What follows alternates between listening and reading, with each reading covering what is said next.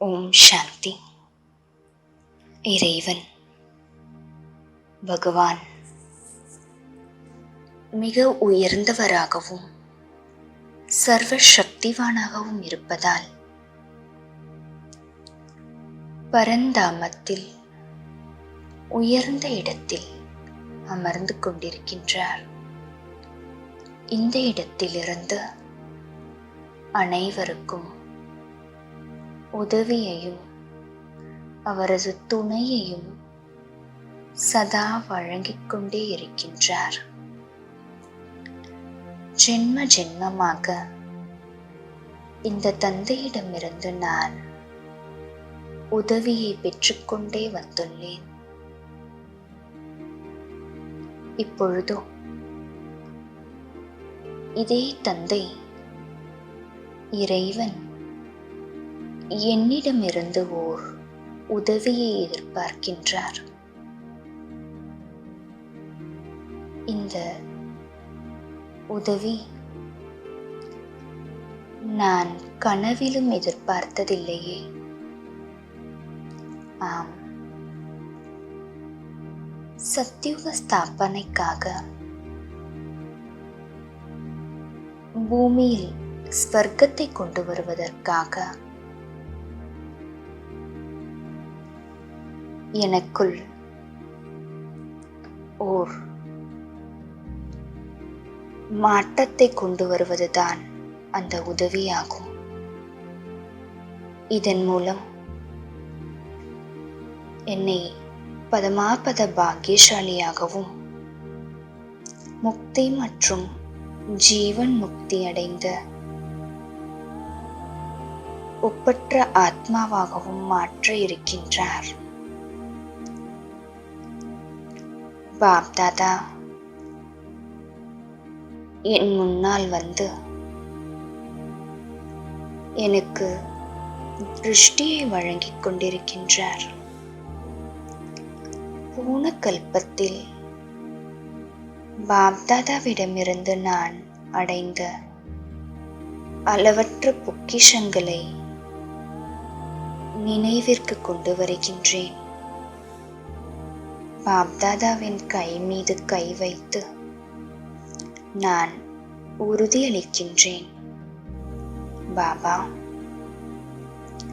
உங்களின் ஞானத்தை பின்பற்றி தூய்மையாக இருந்து உங்களுக்கு உங்களின் காரியத்தில் முழுமையாக ஒத்துழைப்பு தருகின்றேன்.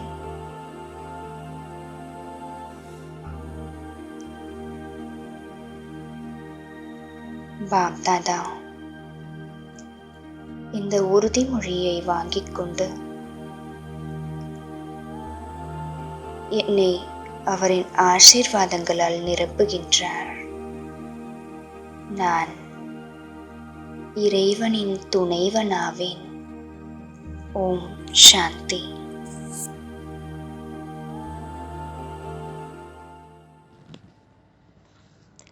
ஓம் சாந்தி. 15/8/2024 காலை முரளி, முரளியின் சாரம்.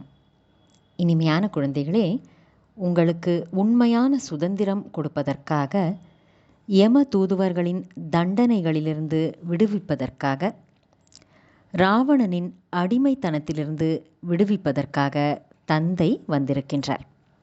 இனிமையான குழந்தைகளே, உங்களுக்கு உண்மையான சுதந்திரம் கொடுப்பதற்காக, யம தூதுவர்களின் தண்டனைகளிலிருந்து விடுவிப்பதற்காக, ராவணனின் அடிமைத்தனத்திலிருந்து விடுவிப்பதற்காக தந்தை வந்திருக்கின்றார்.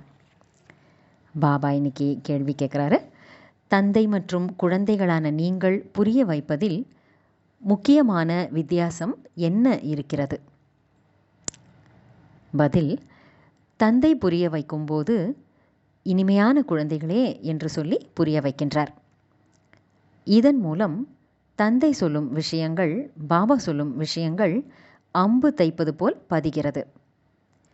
குழந்தைகளான நீங்கள் சகோதரர்களான தங்களுக்குள் புரிய வைக்கின்ற பொழுது இனிமையான குழந்தைகளே என்று கூற முடியாது. தந்தை பெரியவராக இருக்கின்றார். அதனால்தான் அவர் சொல்லும் விஷயங்கள் நம் மனதில் தாக்கத்தை ஏற்படுத்துகிறது. தந்தை குழந்தைகளுக்கு உணர வைக்கின்றார். குழந்தைகளே, உங்களுக்கு வெட்கமாக இல்லையா? நீங்கள் பதீத்தமாகிவிட்டீர்கள். இப்போது பாவனமாக ஆகுங்கள். ஓம் சாந்தி. எல்லையற்ற ஆன்மீக தந்தை எல்லையற்ற ஆன்மீக குழந்தைகளுக்கு புரிய வைக்கின்றார் என்பதை எல்லையற்ற தந்தை மற்றும் எல்லையற்ற குழந்தைகள் மட்டுமே அறிவார்கள். வேறு யாரும் எல்லையற்ற தந்தையையும் அறியவில்லை.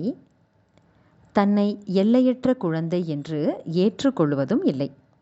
பிரம்மாவின் வாய்வழி வம்சத்தினர் மட்டுமே அறிவார்கள் மற்றும் இதை ஏற்றுக்கொள்வார்கள். வேறு யாராலும் இதை ஏற்றுக்கொள்ளவே முடியாது. பிரம்மாவும் கண்டிப்பாக தேவை. அவரைத்தான் ஆதிதேவன் என்று கூறுகிறோம். அவரிடத்தில்தான் தந்தை பிரவேசமாகின்றார். தந்தை என்ன செய்கின்றார்? தூய்மையாக ஆக வேண்டும் என்று சொல்கின்றார். தந்தையின் ஸ்ரீமத் என்னவென்றால், தன்னை ஆத்மா என்று நிச்சயம் செய்து கொள்ளுங்கள். குழந்தைகளுக்கு ஆத்மாவை பற்றிய அறிமுகத்தையும் பாபா கொடுத்திருக்கின்றார். ஆத்மா நெற்றி நடுவில் வாசம் செய்கிறது. ஆத்மா அழிவற்றது. இதன் சிம்மாசனம், அதாவது இந்த உடல் அழியக்கூடிய சரீரமாகும் என்று பாபா புரிய வைத்திருக்கின்றார். ஆத்மாக்களான நாம் அனைவரும் நமக்குள் சகோதர சகோதரர்களாக இருக்கின்றோம். ஒரு தந்தையின் குழந்தைகளாக இருக்கின்றோம் என்ற விஷயத்தை நீங்கள் அறிவீர்கள். ஈஸ்வரன் சர்வ வியாபி என்று சொல்லுவது தவறாகும். தந்தை இப்போது நேரடியாக ஆத்மாக்களான நம்மிடம் உரையாடி கொண்டிருக்கிறார் என்பதையும் இப்போது நீங்கள் புரிந்து கொண்டீர்கள். நேரடியாக கேட்பதன் மூலம் அம்பு நன்றாக பதிகிறது. மற்றவர்கள் BKக்கள் மூலமாக, அதாவது பிரம்மா குமாரர் குமாரிகள் மூலமாக கேட்கிறார்கள். இங்கு, அதாவது மதுவனத்தில், பரமபிதா பரமாத்மா பிரம்மாவின் வாய் மூலம் நேரடியாக புரிய வைக்கின்றார். ஹே குழந்தைகளே, நீங்கள் தந்தை சொல்வதை ஏற்றுக்கொள்ள மாட்டீர்களா?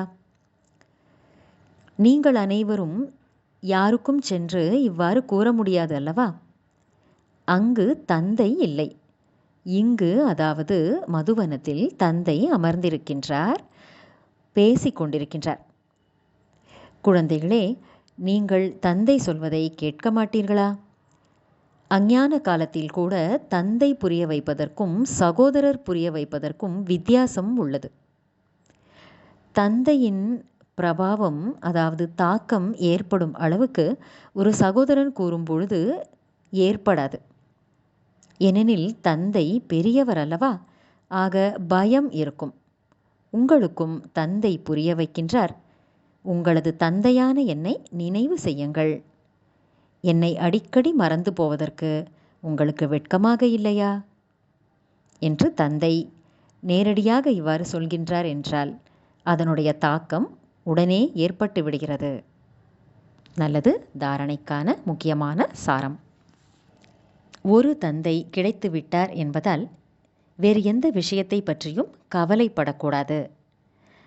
அவரது வழிப்படி நடந்து எல்லையற்ற புத்திசாலி ஆகி மிகவும் குஷியுடன் அனைவரையும் முன்னேற்றுவதற்கு நிமித்தமாக ஆகிவிட வேண்டும்.